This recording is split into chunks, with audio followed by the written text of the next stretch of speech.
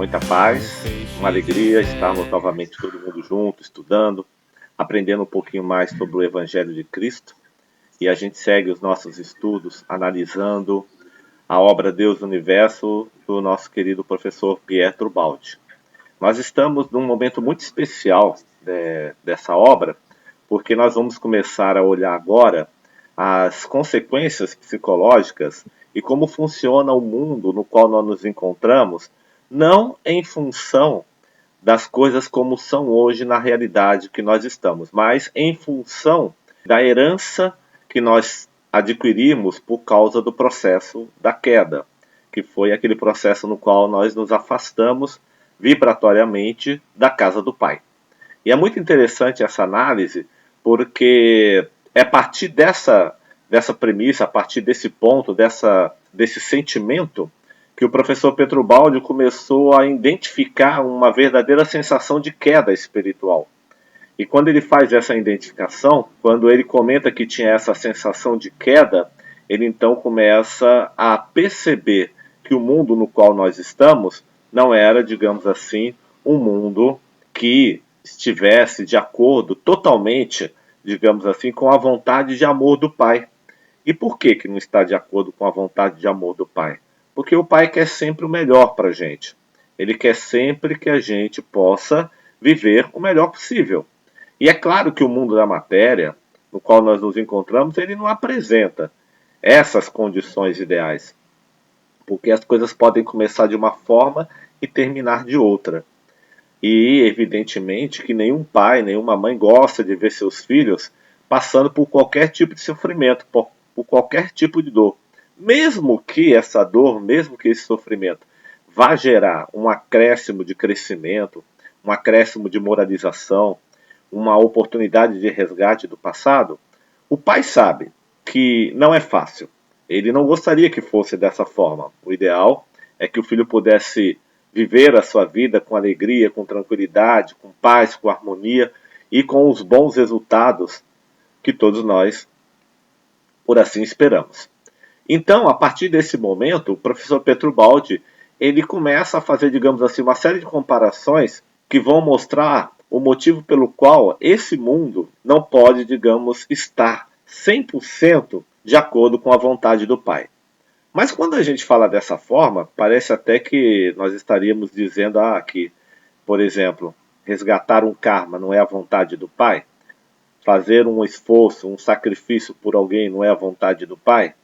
Então, coisas assim poderiam, de alguma maneira, nos fazer acreditar que os nossos esforços estariam de acordo com a vontade do Pai. Existe lá no Velho Testamento uma alusão a isso, dizendo que Deus não quer sacrifícios, não quer a morte do pecador. Ele quer a morte do pecado. Quer dizer, ele deseja seus filhos livres do pecado, livre do sacrifício da dor, livre do sacrifício do sofrimento. Mas para retornar ao plano onde essas coisas não existem, e não é só retornar, mas retornar de forma que a nossa vibração não se sinta ainda atraída por esse tipo de coisa, isso vai requerer de nós agora um processo de caminho de volta para o sistema que nós saímos. Então, nós estamos agora analisando o que? As consequências em nosso mundo da queda. As consequências espirituais e as consequências materiais da nossa escolha de se afastar do Pai. Nós já vimos várias vezes como foi essa escolha e quando nós estudamos isso, nós verificamos que uma psicologia nasceu dentro do ser. Essa psicologia funcionou como ponto de atração para que a gente pudesse adentrar e penetrar o mundo do antissistema. Outra coisa que nós vimos também nessa psicologia é que o mundo do antissistema não existia antes dessa psicologia.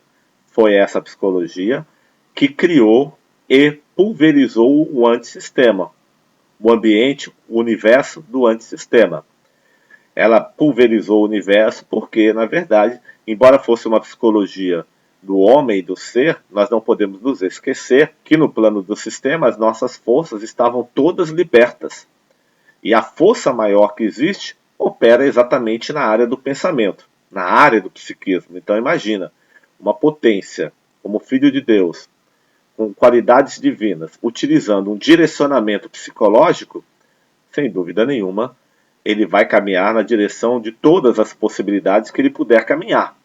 E como não existe nada que não esteja em Deus, e não existe nada que não faça parte da criação, qualquer coisa que não existe de forma real, de forma tangível, ela pode vir a existir, porque ela existe sim, como um elemento capaz de tomar uma existência verdadeira, de se tornar real.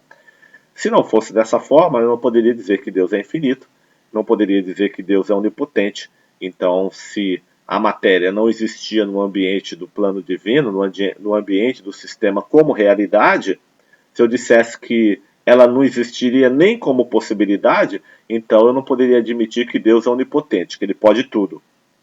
Daí a gente percebe a versatilidade, a elasticidade do amor, do carinho de Deus e das suas leis que estão prontas para auxiliar o ser humano no que for necessário. Inclusive, se o próprio ser humano escolher um caminho da queda, escolher o caminho da dor, escolher o caminho do sofrimento por ignorância, ou escolher um caminho vibratório diferente, sinistrogiro, como nós temos estudado, que é o oposto de dextrogiro.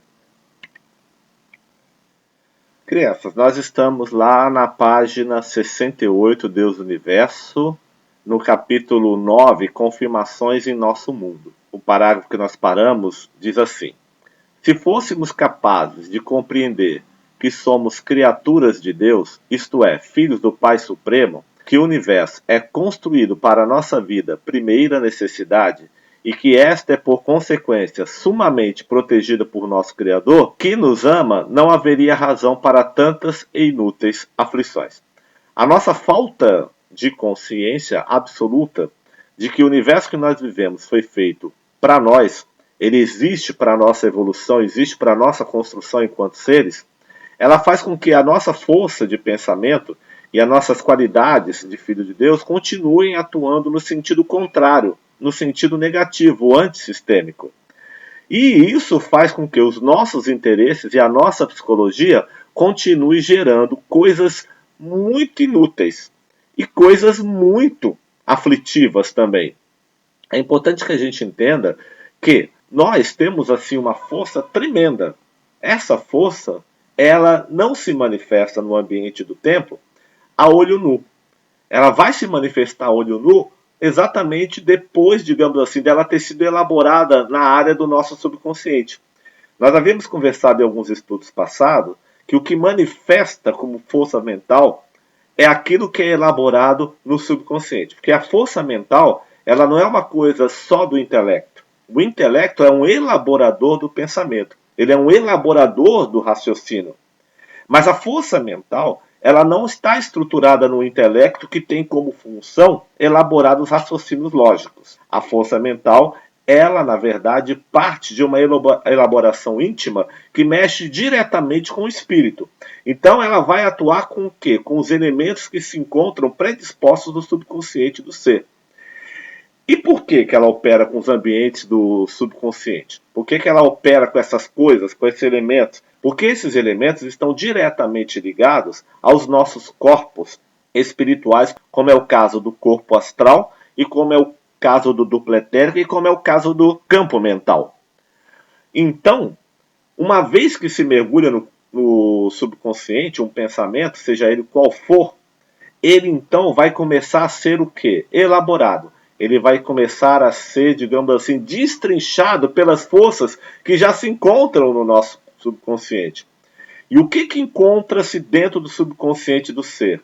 Um verdadeiro patrimônio de experiências, conceitos, ideias, sentimentos, atrações do passado. Então imagine-se que nós temos um verdadeiro motor funcionando dentro de nós, na forma então de um vaso que contém ali uma sequência de informações que é acumulada, que vem sendo acumulada aqui no plano do antissistema há 4,5 bilhões de anos, desde a nossa evolução do plano mineral até chegarmos agora no reino hominal.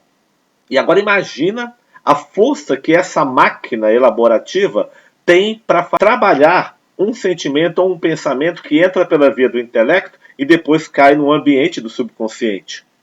E aí o que vai acontecer? Vai acontecer que a nossa força mental vai fazer com que todo elemento que se encontra do nosso subconsciente possa vir a ser manifestado. A própria psicologia vai nos informar que as doenças somáticas, ou seja, aquelas doenças que são somatizadas no corpo físico de alguém, elas são somatizadas a partir do próprio processo do subconsciente. Então, a mente consciente intelectual, ela por si só, ela elabora os pensamentos. Ela racionaliza em cima da prática, em cima das coisas. E uma vez racionalizado, o que acontece com aquela ideia? Ela mergulha depois no subconsciente. Qual é o momento que ela mergulha no subconsciente? Exatamente no momento em que eu me esqueci dela. Esse momento em que eu me esqueci dela, que ela já não está mais o tempo todo no meu consciente, ela pode voltar depois, mas esse momento que eu faço o primeiro esquecimento é o momento que ela mergulhou e começou a ser elaborada dentro do plano do subconsciente.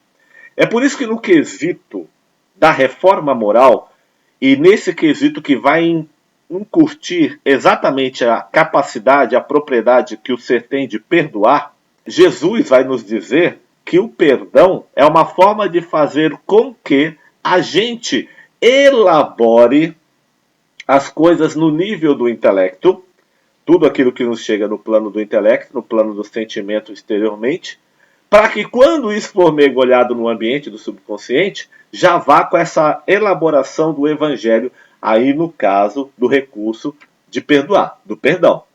Ao passo que, quando nós simplesmente, no popular vulgar, nós assimilamos toda aquela revolta, toda aquela raiva, todo aquele ódio, toda aquela ira, todo aquele pensamento conturbado em cima de um fato que nos tira, por assim dizer, do sério, e sem elaborar, sem buscar um raciocínio, sem utilizar da nossa mente intelectual e do nosso sentimento, para imediatamente consultar recursos para nos auxiliar num processo de perdão, o que acontece? Esse pensamento, esse sentimento negativo que nos aflige momentaneamente, ele cai para o subconsciente depois desamparado, ou seja, sem o recurso do remédio, sem o recurso da cura.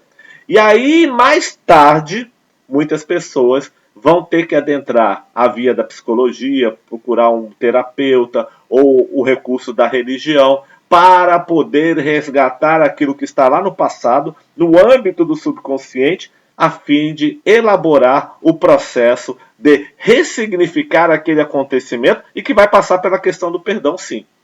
Para poder, então, aliviar aquele peso do passado, ou seja, mudar o psiquismo, mudar a psicologia. Todo trabalho que a gente realiza sem deixar pendências é, digamos assim, a melhor forma de nós lidarmos com a nossa vida. Eu demorei muito para aprender que pendência é uma das coisas mais complicadas que existe. Tudo que nós deixamos como pendência vai se acumulando de uma maneira tal, e o pior é que nós vamos sendo levados a acreditar que depois eu resolvo, depois eu resolvo, depois eu resolvo, depois eu resolvo. Na hora de resolver, às vezes muda-se o foco de um objeto, muda-se o foco de um objetivo, de uma tarefa, porque não tem mais recursos naquele momento para resolver aquelas pendências. E as pendências do subconsciente, elas são extremamente problemáticas. E aí nós temos aí uma fileira de pessoas com problemas de emoção, com problemas mentais, com problemas de crises existenciais, de espíritos que não conseguem fazer um processo de evolução por si só, eles precisam o tempo todo do recurso da ritualística, não conseguem dar um passo sem consultar o terapeuta, não conseguem, digamos assim, viver sem o concurso de ter que ligar uma televisão e para esquecer os problemas, porque ele mesmo não consegue elaborar no âmbito do seu subconsciente uma solução mais inteligente sem se apegar às atrações do mundo mundano no qual nós nos encontramos. Jesus, naquela passagem da travessia do barco, em que é conhecida como o fermento dos fariseus, ele recomenda aos discípulos para tomarem cuidado com esse fermento dos fariseus. E o que é o fermento dos fariseus? O fermento do fariseu é justamente o quê? É justamente a força que o ser tem, e eu vou colocar como força porque é uma força, de, digamos assim, elocubrar o aumento do sentimento da revolta, do ódio, da raiva, da sindicância, da inquisição, do questionamento, da aversão. Sentimentos assim que normalmente nós reagimos pela face do mundo. E aí Jesus alerta, porque os discípulos começaram a discutir porque haviam esquecido de levar pão na travessia do Mar da Galileia e sentiriam fome. E aí começaram a discutir de quem teria sido a obrigação de levar pão para as pessoas comerem. E Jesus ele vai dizer para os discípulos: vocês estão discutindo por falta de pão? Cuidado com o fermento dos fariseus.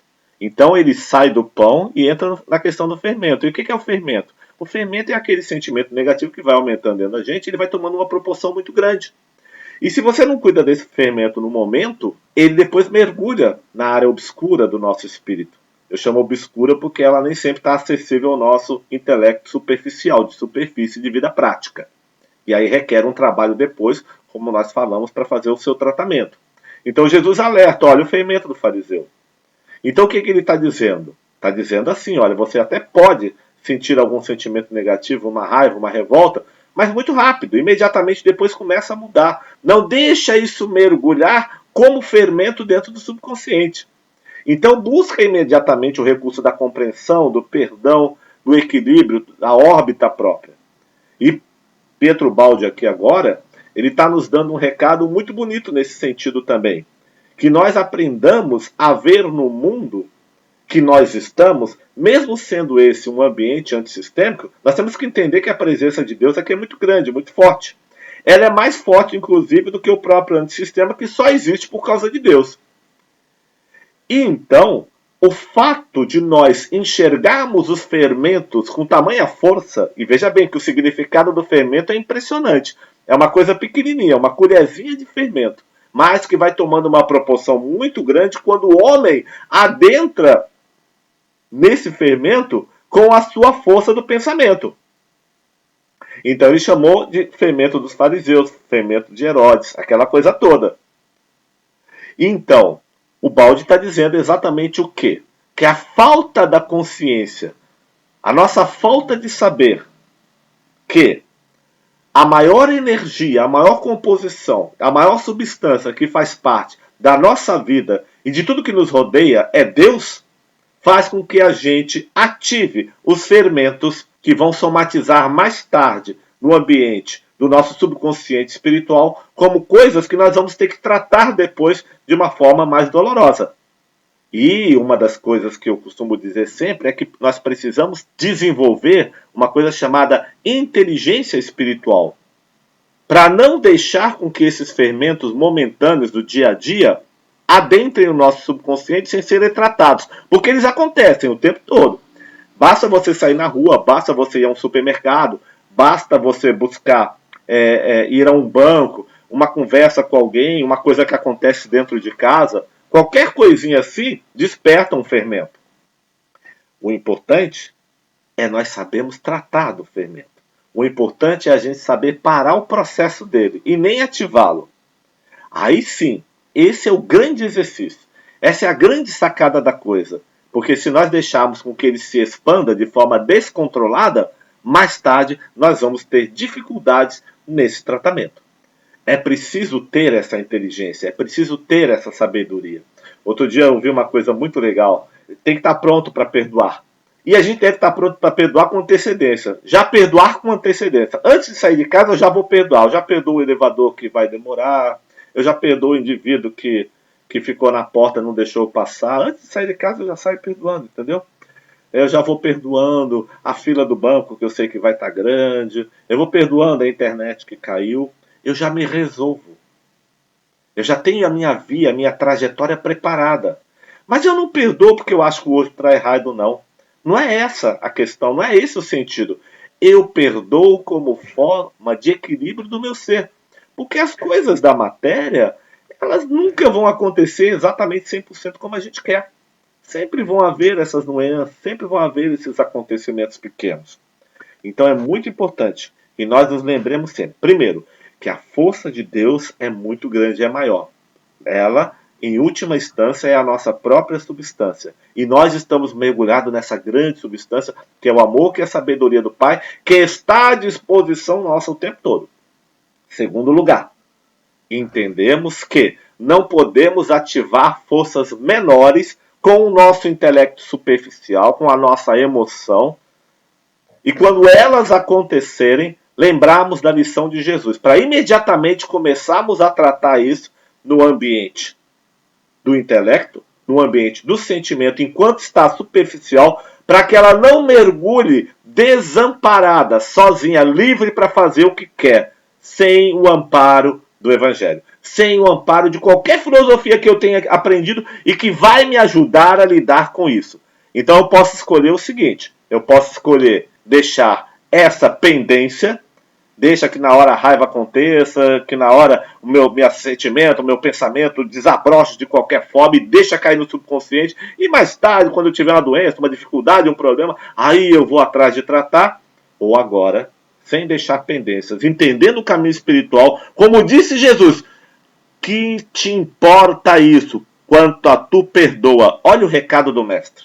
Aqui eu estou dando o exemplo do perdão, mas há várias outras coisas que nós podemos considerar na questão do tratamento da nossa via de superfície, porque tudo que acontece na nossa via de superfície vai cair depois no âmbito do nosso subconsciente. E nós temos o direito e o dever de amparar essas coisas para que elas não mergulhem sozinhas.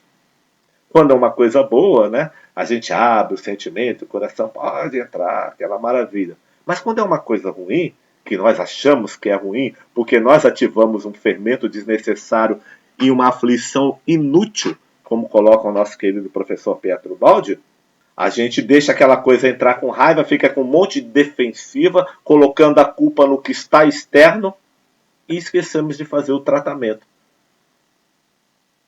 Então, eis aqui um recado muito bom para a gente começar o nosso estudo dessa noite aqui. O universo existe por nossa causa.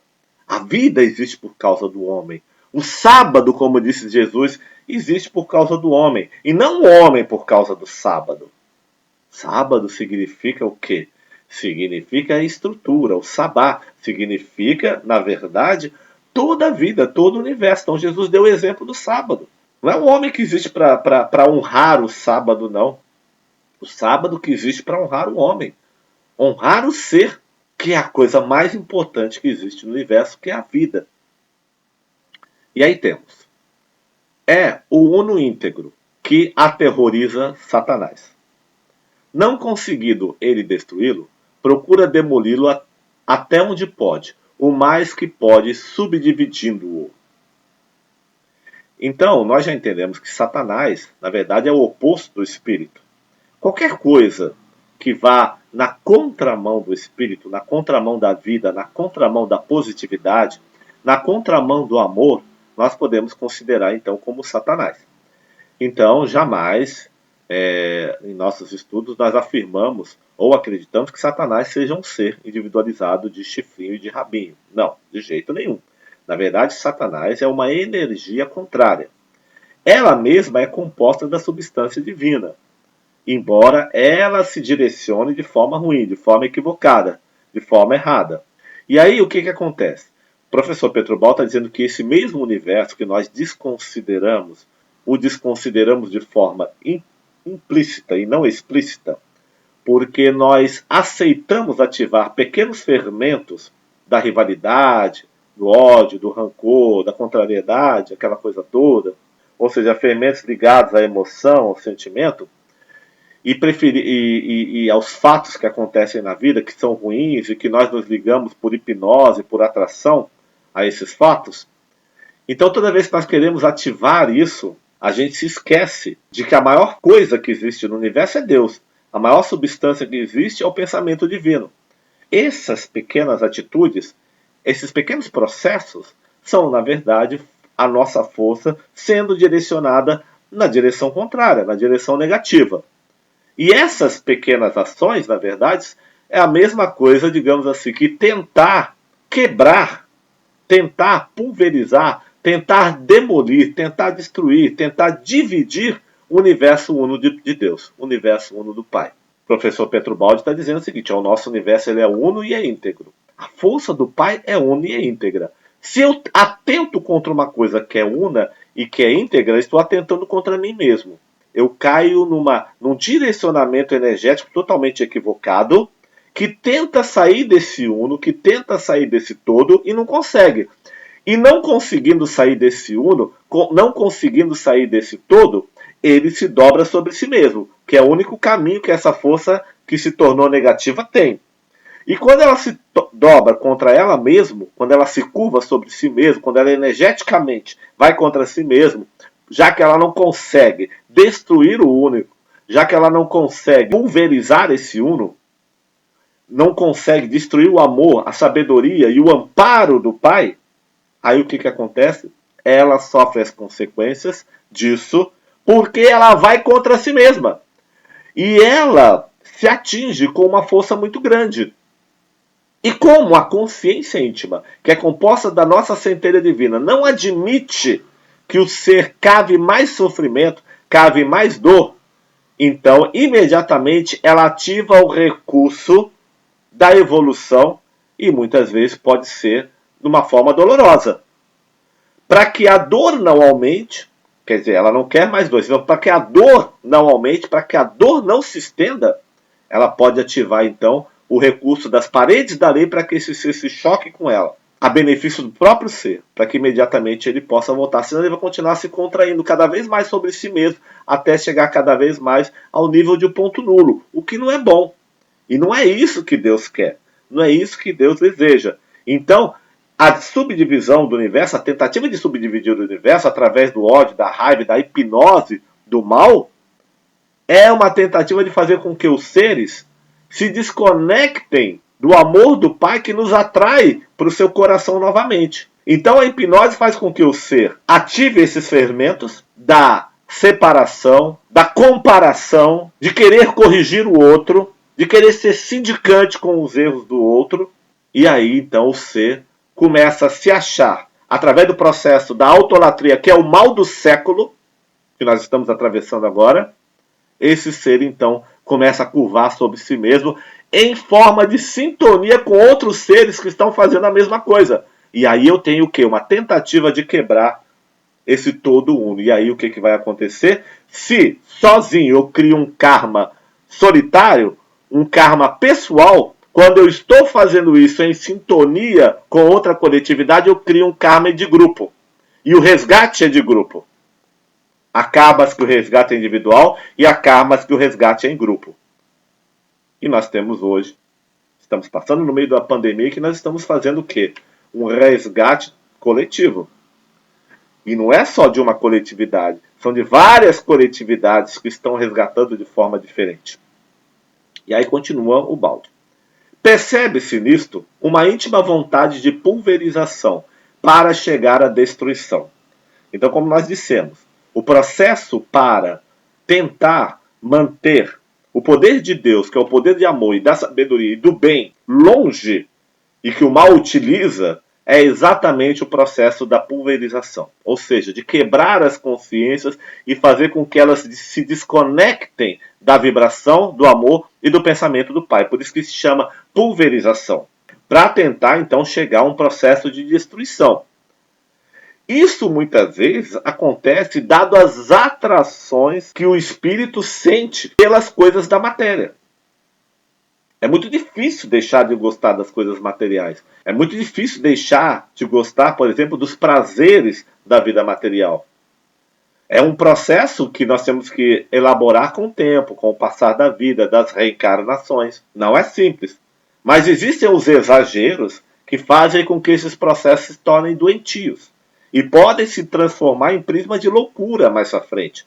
Então, por isso que o ser que vive totalmente jogado, comandado, direcionado pela emoção atrativa dele, ele normalmente acaba caindo numa situação onde ele tem que enfrentar resgates muito dolorosos depois. E o que nós estamos vendo, o que nós estamos aprendendo é que a ética e que a educação nos diz o tempo todo, é preciso haver equilíbrio. Antigamente saía para baile de carnaval e se preparava para extrapolar. Hoje nós já vemos uma campanha na televisão Olha, divirta-se, mas com responsabilidade. Ou seja, a humanidade já começou a perceber que tudo é a base do equilíbrio. Hoje eu me divirto, mas com responsabilidade. Antes eu me divertia. Queria me divertir sem me preocupar. É hora de divertir, eu tenho o direito de extrapolar. Era mais ou menos assim. Agora eu me divirto, mas tenho que me preocupar, tomar cuidado. E amanhã? Qual vai ser o recado? O recado vai mudar. O recado vai ser diferente. Porque o ser vai evoluir. O que não era importante antes vai passar a ser mais importante amanhã. O que hoje nós dividimos na forma de equilíbrio, amanhã vai ter um outro tipo de equilíbrio, que já vai para o outro polo, completamente diferente. Então nós estamos vendo o que é a evolução do universo e a evolução do ser. Isso sim é um processo de coletivização. Sair desse processo, ou seja, ir na contramão, é exatamente ir na direção da pulverização, do egoísmo, do ego, da autolatria. Isso causa dor, isso causa sofrimento. Continua. Fragmentar, triturar, dividir e atirar um contra o outro, a dissensão, a contradição, a ânsia, o tormento, as serão vencidas pelo mal. Nota do Testamento. Guerra tal é o ideal subvertido de Satanás. Então o professor Pedro Baldi está mostrando aqui como é que funciona a ideia do mal. Como é que ela trabalha no processo de fragmentação dela. Então ela vai utilizar elementos como esse. Né? O dividir, triturar, atirar um contra o outro. Então hoje nós temos, principalmente no Brasil, nós temos assim um processo de polemização muito grande. Tudo cai em polêmica aqui no Brasil. O povo brasileiro, pelo processo da hipnose coletiva, ele está sendo levado a ter opiniões, digamos assim, sempre divergentes. Nós já vivemos um processo de divergência muito grande. E aí, o que acontece? Opiniões extremamente divergentes, individualistas, egoístas, etc. e tal, ou opiniões perseguidoras, sobretudo aqueles que se colocam do lado certinho da coisa, elas, digamos assim, acabam nos desintonizando com o pensamento uno do Pai, que é totalmente versado pela questão do amor e da sabedoria. Essa dissensão inteira, esse negócio de estar um contra o outro, e ainda nós temos um incentivo da rivalidade, da competição muito grande no nosso mundo, e é um detalhe interessante que essas coisas ainda são necessárias, como é o caso do esporte, com competição, com aquela coisa toda. A gente ainda vê o esporte como um elemento de competição, unicamente. Mas hoje nós também já vemos o esporte como uma questão de saúde. Tem pessoas que não praticam mais esporte por competição, praticam por questão de saúde. Daqui a pouco a coisa vai começar a mudar. Então, quer dizer, o ser vai começar a tomar uma notação cada vez diferente.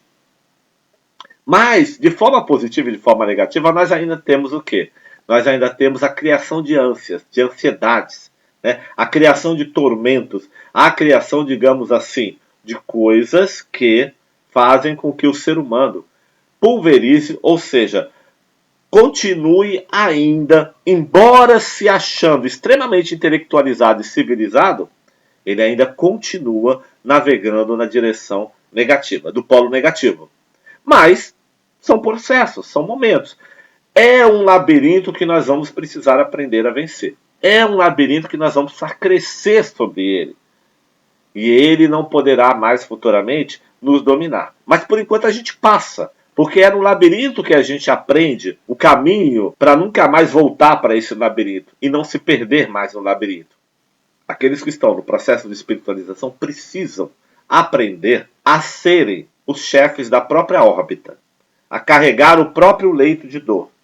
E caminhar com confiança. Mesmo errando o labirinto, mesmo entrando numa hipnose, é preciso aprender a caminhar com a confiança plena de que, não obstante qualquer dificuldade que venha a acontecer, que fuja ao nosso controle, que o nosso subconsciente se manifeste na forma de um karma, não interessa que se manifeste concretamente, é preciso sempre buscar o entendimento de como a lei de Deus está funcionando em benefício de nós mesmos. E procurar entender a mensagem que essas ocorrências nos dão para que elas não venham a acontecer novamente. Porque todo problema mostra como ele não deve acontecer novamente. Ele mostra sempre o fator que existe dentro de nós que nos leva a promover, que nos leva a multiplicar dores e sofrimentos que ninguém gosta, que ninguém quer. Todavia, elas, quando acontecem, são uma grande oportunidade de análise, são uma grande oportunidade de pensamento. E continua. E que quanto mais evoluído o indivíduo, tanto mais próximo está do polo negativo, do ser, e tanto mais afastado do positivo. Quanto mais for evoluído, tanto mais na periferia do sistema se encontra o ser, tanto mais distante do centro genético de Deus, tanto mais invertido no sistema, oposto à destruição. Assim se pode compreender como fosse fatal que Cristo encontrasse o martírio na Terra. É muito difícil que um ser que venha cumprir uma missão na Terra vai encontrar facilidades. Então, evidentemente, chega Jesus, um ser totalmente sistêmico, de pensamento divino, que cumpre a lei do sistema, obedece à lei do sistema, que é a lei do Evangelho, não está submetido à lei de Moisés. Quer dizer, o que significa não estar submetido à lei de Moisés? Significa que escolheu a lei sistêmica e que a aplica plenamente na sua vida em todos os sentidos. Então, o seu espírito não se submete à lei mosaica. O que é a lei mosaica? A lei mosaica ela é importante para educar a personagem que se sente atraída pelas coisas da materialidade. E aí ela vem começando logo lá nos 10 mandamentos. Não matarás, não cobiçarás, não roubarás. É um bando de não. E olho por olho, dente por dente. É a lei. É a lei do karma. Enquanto eu me apego e me submeto por consentimento ao antissistema, acreditando que ele é a vida, que ele é a última instância, que ele é o principal, e que as coisas que me atraem na matéria são o fundamento da minha vida, aí sim eu vou ter a ocorrência da dor, do sofrimento, do karma, do resgate, do olho por olho, dente por dente, das consequências. A lei do semelhante atrai semelhante. No meio de tanto semelhante, eu atraio aquele semelhante que tem a ver comigo. Eu não atraio aquilo que eu quero, eu atraio aquilo que eu sou. Eu não gero na minha vida aquilo que eu quero, eu gero aquilo que eu sou. A minha trajetória, a minha vida, o escopo no qual eu me encontro, é, na verdade, uma extensão do meu ser, mesmo que ela se entrecruze com outras extensões. Nós vivemos um campo de psicologia, de pensamento energético, que funciona dessa forma. A matéria é uma manifestação barônica, pesada, de toda essa estrutura. Então vem Jesus, um ser totalmente sistêmico, e vem à Terra para cumprir uma missão.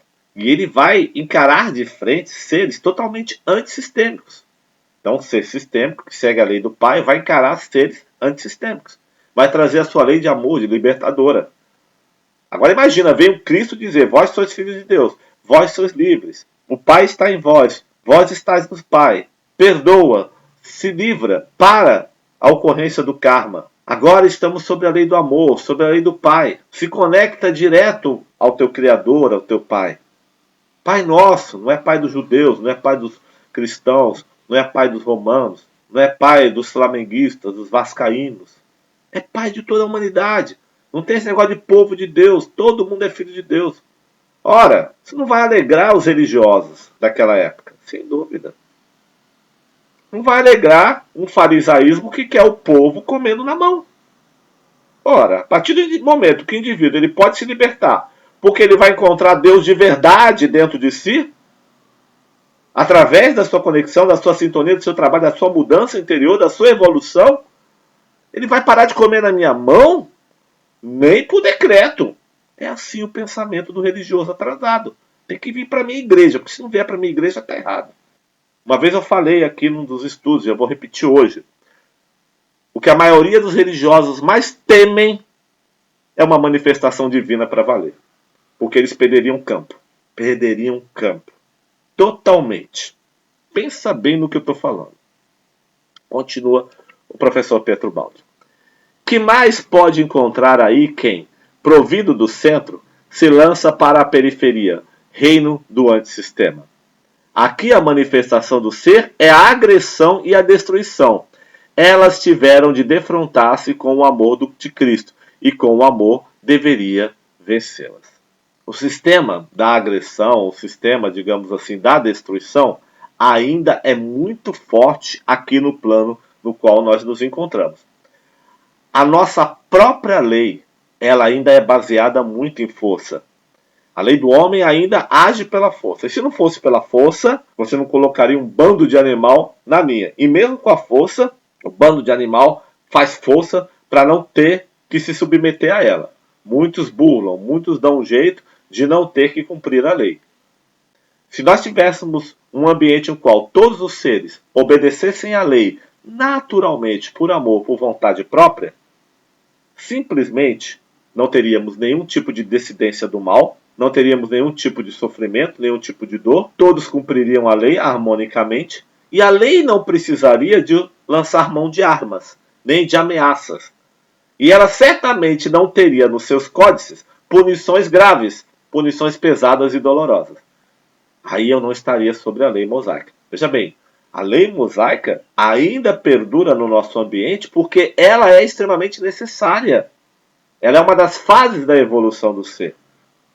Ela é uma das fases do crescimento do ser. Então o ser mais primitivo, o ser da força, o ser da astúcia, ele só se controla pela lei mosaica. E eu sempre pergunto, analisa dentro do seu coração se você é mosaico, ou seja, se você ainda é alguém do Velho Testamento, ou se você já está na lei do amor do Cristo. Porque muitas vezes a gente pensa que está no Evangelho do Cristo, mas ainda somos extremamente mosaicos. Mosaístas ainda. Porque o nosso sentimento é mosaísta. A nossa forma de ver a coisa é mosaísta. A nossa forma de conduzir os nossos pensamentos é mosaísta. E aí nós nos confundimos facilmente com o Evangelho de amor do Cristo, com o pensamento crístico. É muito fácil confundir. Quer ver uma forma de confundir? Muito simples. Tadinho, fez isso, vai ter que resgatar um karma tremendo, coitado. Isso é mosaísmo. Você acha que Cristo quer isso? Cristo falava, não peque mais para que não te aconteça o pior. Sai da reincidência. Sai do olho por olho, dente por dente. Não cobra. Não diga o que vai acontecer de ruim. Não imagine o que vai acontecer de ruim com o outro. Mesmo que está errado. Sai. Vira outra face. Virar outra face. Vira a face do pensamento, do sentimento, da emoção, da ideia, da convicção, da religião interna. Vira tudo. Vira outra face. E é isso que Jesus exemplificou. Ele foi um grande sábio. O sábio dos sábios. Ele veio para vencer a violência, o ódio, o rancor com o amor, com a sabedoria. Porque se for amor, se for sabedoria, vence. Continuou o professor Ubaldi. Que o princípio da destruição seja próprio da periferia do sistema e o princípio genético seja próprio do centro, prova-o também o fato de que as formas de vida para sobreviver têm que continuamente travar luta, resistir a assaltos, suportar um ambiente hostil em que se faz sentido uma ação destruidora em seu exterior, enquanto de seu interior, onde reside o princípio genético de que todo ser possui no íntimo, eles recebem continuamente recursos de reconstrução, defesas orgânicas, reparação de tecidos, etc. Olha, aqui tem uma lição profunda no meio disso tudo aí. Quando eu trabalho sempre com a minha força unitária, minha força única, acreditando que sozinho eu posso resolver tudo e não importa os outros, quando eu não sou orgânico, coletivo, ou seja, eu me transformo, digamos assim, eu, Wander, me transformo num sistema de agressão, de luta e de defesa, contra tudo e contra todos. E aí o que acontece? Eu fico sozinho. E o ambiente do antissistema, ele é um ambiente pulverizado, de individualidades que ficam sozinhas, lutando contra si e entre si. Ao passo que, quando eu me aproximo do sistema genético, que é a minha origem, que é a origem do pai, que é o sistema, ou seja, que é exatamente a força, o amor, a sabedoria do pai, saio do ambiente hostil vibratoriamente e me aproximo do pensamento do pai através da evolução que eu faço com o meu ser, aí o que acontece? Eu já não estou mais sozinho. Quem passa a me defender é a lei do sistema, não mais a lei do antissistema, que pode atuar a favor ou contra mim, no processo de correção ou no processo de ajuste. E aí o Baldi vai dizer o seguinte, que essas defesas orgânicas reconstroem o ser, reconstroem a vida, reconstrói o indivíduo e o próprio espírito e seus tecidos mais profundos. Jesus, ele era defendido pelas forças do sistema e ele sabia atuar com elas. É o caso dos espíritos que usam do evangelho e se lançam na força do evangelho. Passam a ser defendidos pelas forças sistêmicas. Eles não lançam mão de formas antissistêmicas para convencer e para fazer as coisas mudarem na marra. Vê que Jesus veio à Terra e não mudou as coisas na marra. Ele não obrigou ninguém a se transformar usando de força. E mesmo crucificado, sendo ainda desafiado para descer da cruz, ele não chama legiões de anjos ou faz o seu poder transformar aquela cruz numa rede para ele ficar deitado. Ele poderia ter feito isso. Poderia ter feito muito mais coisas, mas não faz. Porque ele não reage com forças antissistêmicas. E ele estava cumprindo uma tarefa. Então, nós sempre vamos ter um embate com o antissistema. Nós sempre vamos ter conflitos com o antissistema. E o antissistema é de característica extremamente conflitante. Ele vai se tornando cada vez mais conflitante, ou seja, ele vai se tornando cada vez menos conflitante à medida que a maioria vai evoluindo. Então, mesmo que nós já estejamos numa vibe de vibração mais avançada, mais sistêmica, por assim dizer, nós ainda vamos sentir a pressão do antissistema acontecendo e vamos ter que aprender a lidar com ela. Mas conforme nós melhoramos essa nossa sintonia com o Pai, com a vontade de Deus, com o amor, com a sabedoria e com o bem, ou seja, com as correntes, com as noures do bem, evidentemente que a forma de nós sentirmos a atuação do antissistema sobre nós é diferente, porque ela é mais consciente. Aí eu não vejo mais o antissistema, a partir desse momento, agindo contra mim com suas forças negativas. Mas ao invés de ver as forças negativas, de reconhecer as forças negativas agindo contra mim, porque eu estou seguindo o plano do sistema, eu vejo perfeitamente a lei do Pai que por trás, disfarçada de antissistema, me ajuda no meus processos de evolução e de libertação do meu espírito. O caminho se torna diferente. E o mundo é o mesmo. Aí está a sabedoria do Pai. Aí está a sabedoria do Cristo. Quando ele vai nos dizer, de forma completa, de forma absoluta, perdoa. O que te importa quanto a ti perdoa? Caminha, vai à frente. A vida, continua, se manifesta efetivamente do interior para o exterior. Esta é a direção do fenômeno. Este se nos apresenta como uma floração contínua, por obra de um influxo emanado de um imponderável no íntimo do ser, que faz pressão para manifestar-se no plano físico. A gente tem aí uma alusão clara, evidente, de tudo que acontece no ambiente físico é, na verdade, uma projeção de tudo que há no ambiente intrínseco do ser. O grande fenômeno da vida nasce exatamente do ponto no qual nós não podemos enxergar com os sentidos físicos. Tudo é elaborado no íntimo, muito grande. E esse íntimo, uma vez elaborado, chega a um ponto de se manifestar em alguma direção. Então nós já temos dentro de nós uma capacidade, uma força que nos impulsiona para criar, para elaborar energia. E essa quer se aflorar, essa quer se manifestar o tempo todo. Essa é a característica do Filho de Deus. Essa é a característica do homem, de criar, de pensar o tempo todo, de emanar o tempo todo. Então isso, sob uma força de influxo muito grande, acaba sendo sempre emanado do que é imponderável, ou seja, daquilo que a gente não consegue vislumbrar de forma clara através dos sentidos físicos, para depois se manifestar no plano físico. As coisas no ambiente do antissistema funcionam dessa forma. Mesmo que seja lá no mundo espiritual, ela acontece intimamente nesse processo de elaboração e depois se manifesta também. A diferença do mundo espiritual para o mundo material é que no plano espiritual elas podem acontecer de forma contundente, mais clara e até mais rápida. E o nível de realidade dessas manifestações no ambiente do espírito é de uma clareza muito grande. Aqui na Terra eu posso disfarçar uma manifestação através de uma aparência. No plano espiritual, não. A coisa é diferente. Por isso que é importante que a gente pense todos os dias como Santo Agostinho. O que acontece comigo se eu retornar para casa agora? Se eu retornar para o plano do espírito agora? Eu posso me mostrar perante os outros seres? E não é só isso. Eu posso me olhar no espelho espiritual e ver qual a verdadeira condição espiritual na qual eu me encontro? Eu fui suficientemente amoroso, caridoso? Eu fui suficientemente perdoador? Eu fui suficientemente um bom aprendiz? Eu entendi a lei do paz? Eu aproveitei a vida e trouxe coisas boas daqui? Eu sou aquele espírito que está levando uma clareza muito grande para que eu possa caminhar no mundo espiritual com luz própria? Porque depois do desencarne, a gente precisa um pouco de luz própria para poder caminhar. E isso é uma coisa que a gente tem que estar sempre em mente. Aliás, nós precisamos de luz própria um pouco agora. E o que significa luz própria? Significa aprender a despertar o nosso espírito, despertar a nossa consciência, despertar a nossa vontade de crescer, despertar a nossa vontade de colaborar com a obra do Pai de forma melhor. E aí vai continuar o nosso querido professor Pietro Baldi. Uma vez neste, fica sujeito a contínuos atritos e assaltos, que é o sistema sinistrogiro, num desgaste lento até a morte, mas sustentado por um íntimo impulso vital, sistema dextrogiro, luta pela sobrevivência e prepara ao mesmo tempo, com a reprodução, a imortalidade.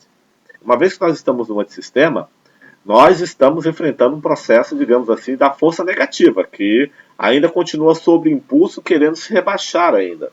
Mas, dextrogericamente, ou seja, de dentro do nosso íntimo, existe um impulso vital que vem da nossa centelha divina e que quer o melhor. E aí, essa centelha divina, ela quer que o ser evolua, ela quer que o ser saia do antissistema. E ela vai prover o que for necessário para isso. Fora isso, nós ainda temos a atração, o mundo imanente, a lei do Pai, a ajuda dos mentores, dos protetores, para que a gente possa sair, as oportunidades de crescimento. Por isso a gente luta pela sobrevivência.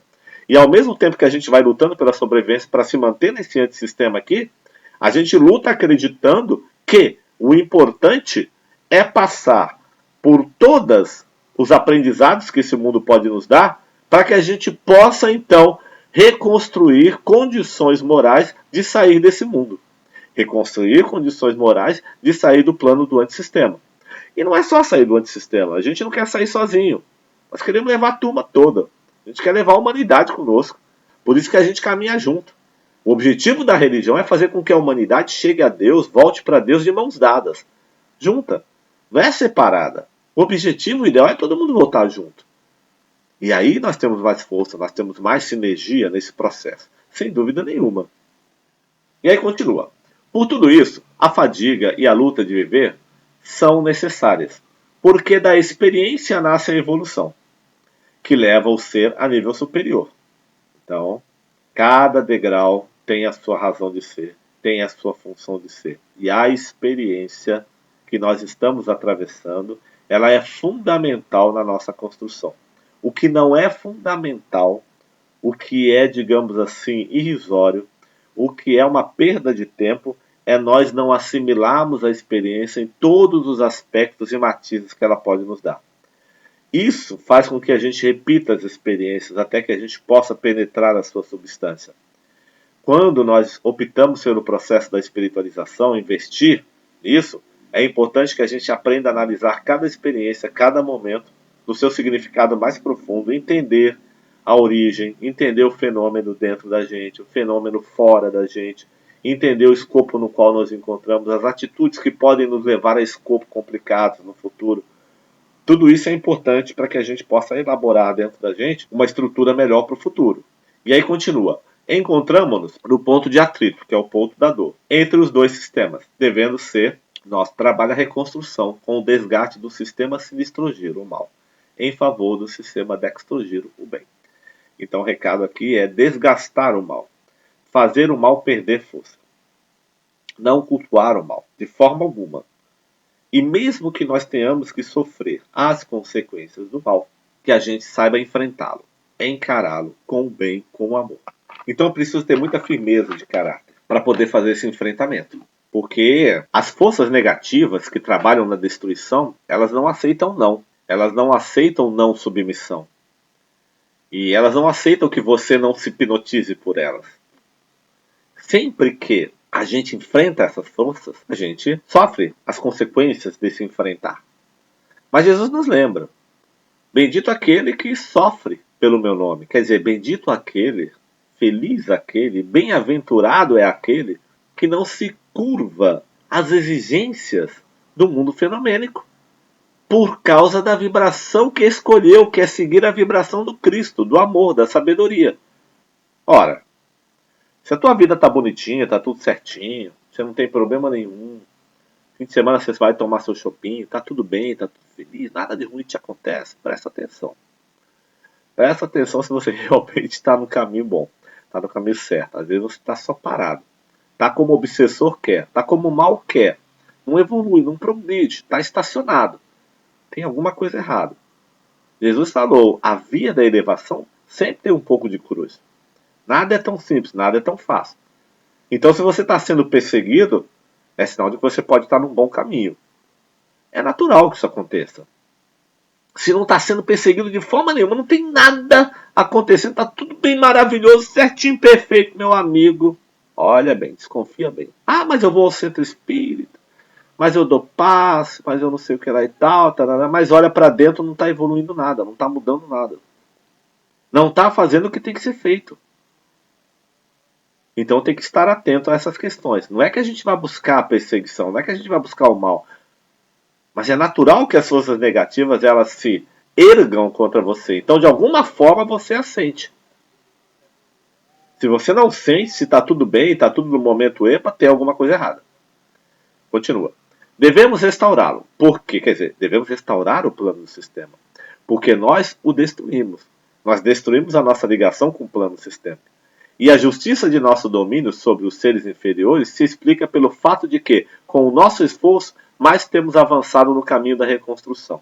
Nós ainda agimos no ambiente do domínio, mas também, por outro lado, isso também demonstra que com a evolução, o ser, digamos, mais evoluído, ele sempre vai tender a influenciar o ser menos evoluído.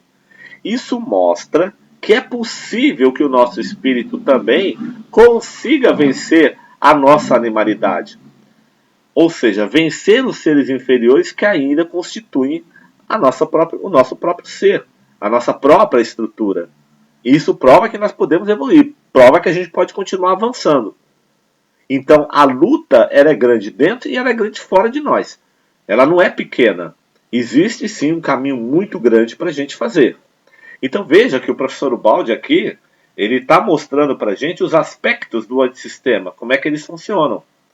E a psicologia que existe no nosso antissistema, ela é, na verdade, ainda muito voltada para a questão negativa, porque ela é defensiva.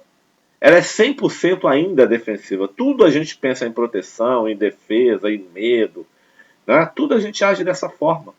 A gente pensa em segurança, ou seja, tudo a nossa psicologia é totalmente voltada para se defender do mal, porque infelizmente a gente ainda acredita no mal, a gente ainda cultua o mal como força poderosa. Não sabemos ainda caminhar de forma livre. Não temos aquela coragem do Cristo de ir para Jerusalém para ser crucificado. Não temos ainda a via espiritual totalmente desenvolvida. Mas isso é normal, isso é natural. Não temos ainda biologia para isso. Vamos chegar até essa biologia. E certamente eu sempre digo às pessoas que um dia nós vamos reencarnar num planeta, num processo no qual nós vamos ter que vencer a dor para provar a superioridade do nosso espírito sobre a matéria. E vamos ter que experimentar isso.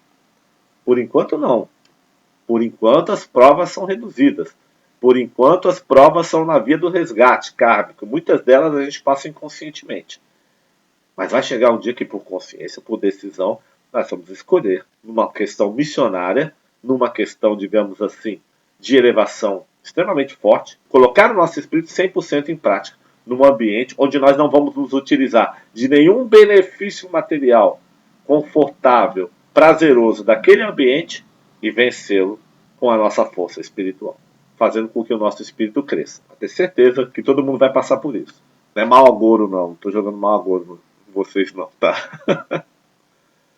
Mas é um processo. E quando eu conseguir isso, vai ser muito bom, muito maravilhoso. Porque as recompensas vão ser impressionantes. Coisas que só o espírito entende. Este árduo trabalho não pode ser executado pelo espírito senão nas zonas periféricas da destruição, onde a matéria oferece mais resistência e o ambiente é mais hostil. Ó, olha só, nenhum trabalho que exige e que gera crescimento muito grande pode ser executado com facilidades que não dê nenhum tipo de esforço. Às vezes é no ambiente hostil que a gente cresce. Eu costumo dizer que tem tratamento que é feito aqui na Terra mesmo, viu? Não tem que chegar no mundo espiritual para se tratar, não. Ai, caí, levei um tombo, não vou no hospital. Vai. Vai, porque a medicina espiritual inspirou a medicina da Terra. Vai tratar no hospital. Tem coisa que é aqui na Terra, meu irmão. Não é lá no plano espiritual, não. Então tem coisa que a gente vai resolver aqui agora. Gente, nós estamos no melhor momento. Jesus falou, enquanto estás a caminho na tenda de viagem, quer dizer, na reencarnação, aproveita. Não perde tempo, não. O que tem que tratar na Terra, trata. Veio ao seu conhecimento, veio na sua lembrança, veio na sua memória, não deixa para amanhã. Não faça pendências. Não crie pendências espirituais. Adianta-se. A vida espera o melhor da gente. Ele aí, continua, tem que submeter ao sacrifício e à dor, para promover a evolução, isto é, aquela elaboração para o qual as zonas mais calmas do centro não poderiam oferecer nem oportunidade nem o material. Mas outra razão ainda existe para isso. Quer dizer o seguinte, esse ambiente com o qual nós estamos oferece todos os nutrientes necessários para que a gente elabore coisas no espírito que lá no plano do sistema não vão ter. Enquanto eu não elaborar, eu não volto para o plano do sistema. Não adianta eu pegar um indivíduo aqui, violento, e botar ele no paraíso agora. Ele não vai mudar porque está no paraíso. Ele tem ainda uma psicologia negativa. Ele vai querer envolver outras pessoas. Ele vai querer se aproveitar do ambiente que ele está para continuar fazendo mal com mais facilidade. Porque ele não se convenceu do amor, não se convenceu da lei. É aqui, gente, na Terra onde nós estamos, na nossa encarnação, que estão as grandes oportunidades. Quando você voltar para o plano espiritual, aproveita lá. Mas na hora que está aqui, aproveita aqui. Jesus fala, é a caminho que se faz as coisas. E olha, objetivos passam. Você tem um objetivo daqui a 10 metros. Você caminhou os 10 metros, chegou no objetivo, você continua caminhando. O objetivo fica para trás. O que importa é a forma com que eu caminho o caminho. O caminho é o meu grande objetivo. A minha grande vitória é saber caminhar o caminho, melhorar a cada vez mais. Não estou falando em melhorar o caminho, estou falando em melhorar a forma com que eu caminho o caminho. A forma com que eu lido no caminho, a forma com que eu aproveito a substância do caminho no qual eu estou. Há um ditado que fala assim, depois da tempestade, sempre vem a bonança. Mas o involuído se esquece que depois da bonança, a tempestade volta, porque exercícios sempre vão haver. O indivíduo acha que a bonança vem e vai ficar para sempre. Não, meu amigo. A vida é um respirar, é uma oportunidade. Ora bonança, ora tempestade. Ora bonança, ora tempestade. Ora bonança, ora tempestade. Se prepara na bonança para a tempestade. Executa na tempestade o que aprendeu na bonança. Guarda a experiência da tempestade. E na próxima bonança, continua elaborando o seu ser. Para que, futuramente, independente de estar numa bonança ou numa tempestade, a sua vibração é sempre a vibração do Cristo.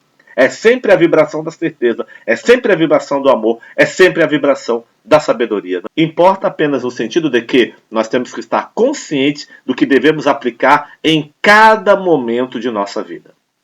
E aí continua o balde. Mas outra razão ainda existe para isso. A queda foi no estado de matéria, e o ser deve ressurgir dela, através dela, carregando-a consigo com o seu corpo. A carga só poderá aliviar-se pela sua purificação e reespiritualização. A gente usa aqui a palavra espiritualização, está errada. É reespiritualização. É o retorno ao nosso ambiente de origem. É reespiritualizar. Operada pela dor. Decaído na matéria, ele deve reerguer esta parte decaída de si mesmo, reconduzindo-a com o próprio esforço ao primitivo estado de pureza e perfeição espiritual. A matéria que nós estamos, que nós nos encontramos, que nós estamos mergulhados, é nós mesmos, é a nossa vida, é o nosso ser manifestado na forma de matéria. E o balde fala, espiritualizar essa matéria. Pela grande equação da substância que nós já estudamos diversas vezes, é a matéria, cada vez mais, do nosso ser, se espiritualizar, transformar o seu formato e subir para o nível da energia e depois para o nível do espírito. Fazer o caminho inverso da involução. Retornar ao campo da pureza, ao estado da perfeição espiritual. Por esse motivo, a evolução do ser se processa na matéria. Por mais que seja essa projeção, a periferia tende e serve para elevar o ser até o centro. O sistema contra todas as existências do antissistema é sempre construtivo. Quer dizer o seguinte, o sistema acha que pode destruir o ser, mas ele mesmo provê os exercícios para o ser evoluir e para o ser crescer. Nós não estamos sozinhos na travessia que nós estamos realizando nesse universo. Não estamos sozinhos, primeiro, porque ao nosso lado caminham muitos corações. E mesmo aqueles corações aflitivos, que realizam conflitos conosco, que não nos entendem, e que muitas vezes nós também não entendemos, porque, dado ao tipo de pensamento que nós já adquirimos, às vezes fica difícil admitir que alguém possa errar num quesito onde a gente já acerta com tanta facilidade. Mas mesmo esses corações pequenos, que atravessam a via da incompreensão, a via da ilusão, a via dos apegos materiais, são nossos irmãos. A Terra é nossa irmã. Todos eles constituem a grande vida do Pai. Nenhum deles pode ser desconsiderado. E uma das coisas mais importantes que, como espiritualistas, nós devemos aprender a fazer é entender que todos esses seres, todos esses irmãos, e todas as forças que existem na natureza, no ambiente no qual nós nos encontramos, sendo elas de aspecto negativo ou sendo elas de aspecto positivo, são nossas irmãs. Elas podem estar iludidas, direcionadas de forma equivocada, elas podem estar caminhando um caminho triste, elas podem estar caminhando um caminho de irresponsabilidade, de alegrias puramente material, ou podem estar caminhando nas vias da marginalidade, não importa, elas fazem parte da grande energia do universo. E essas forças, por incrível que pareça, são grandes colaboradoras da nossa evolução. Talvez por isso Jesus tivesse por elas uma compaixão muito grande. Talvez por isso Jesus tivesse vindo aqui ao antissistema pelos pequeninos. E os pequeninos somos todos nós. Todos nós que nos contraímos com os pensamentos ilusórios a respeito da nossa própria força, da nossa própria vida. Esquecemos do amor, da sabedoria, da amplitude do Evangelho que existe em nosso coração. Esquecemos da vida que pulsa no nosso ser. E hoje, muitos preocupados com a vida de superfície, com o corre-corre do dia a dia, com as coisas práticas da matéria, nós às vezes, sem querer, nos deixamos levar por sentimentos que nós consideramos que são muitas vezes justos. O espiritualista sabe que não existe nada fora do âmbito da casa do Pai. Não existe nada que seja 100% religioso, 100% filosófico, 100% científico, 100% matemático, 100% espiritualista, 100% espírita, 100% material. Na verdade, tudo é o grande pensamento e o grande amor e a grande onipotência, onipresença e onisciência do Pai que nos envolve. E ela sempre nos envolveu. O que Deus espera de nós é que a gente trabalhe juntos, que a gente trabalhe unido, ciente de que tudo o que é contribui para o nosso ser, para a nossa vida, para o nosso crescimento. E que a gente tenha sempre força e a certeza absoluta de que o fato de não estarmos sozinhos indica também que Cristo é a maior presença que existe em nós. E essa presença, ela se encontra de uma forma tão substancialmente ligada aos nossos corações, que mesmo que a gente tente errar, mesmo que a gente tente caminhar na direção do equívoco, da dor, do sofrimento, a lei imediatamente a nosso favor vai despertar mecanismos para que a gente não se afunde. Mas é preciso também que nós entendamos que no nível que nós chegamos hoje, nós não precisamos mais ativar o recurso da dor para crescer, nem caminhar na direção do erro para aprender. Podemos aprender com acertos também. Podemos aprender com erros, observando o nosso erro no próximo.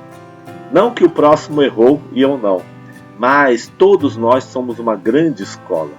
Todos nós somos professores e aprendizes. Não podemos jamais olhar o próximo que erra ou que acerta como alguém que é diferente da gente, como alguém a ser julgado. Nunca, nunca, nunca. Porque antes de julgar, antes de proferir ataques, antes de fazer inventivas, antes de criar sistemas de perseguição, nós precisamos nos tornar discípulos do Cristo. Precisamos nos tornar alunos da vida, que aprendem com ela. Porque só assim a gente vai mudar.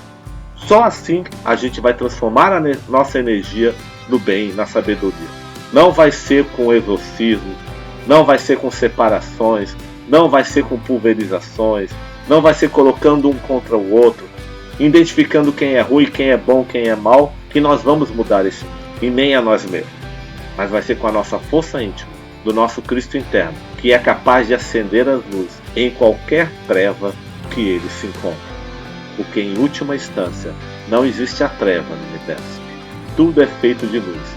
E até aquela coisa mais tenebrosa só pode existir porque no âmago dela existe a luz de Deus, que de alguma forma, num formato diferente daquele que nós concordamos ou não, está sempre nos ensinando o quanto nós podemos ser melhor. Muita paz.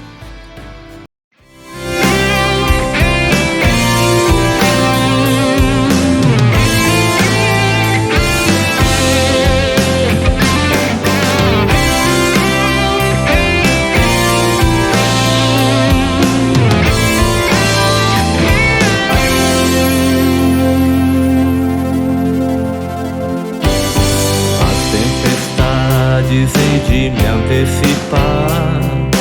Na boa luta eu não vou me ausentar. Sou o universo infindo por depurar, num feixe de fé que me faz caminhar. O advento do Cristo se faz no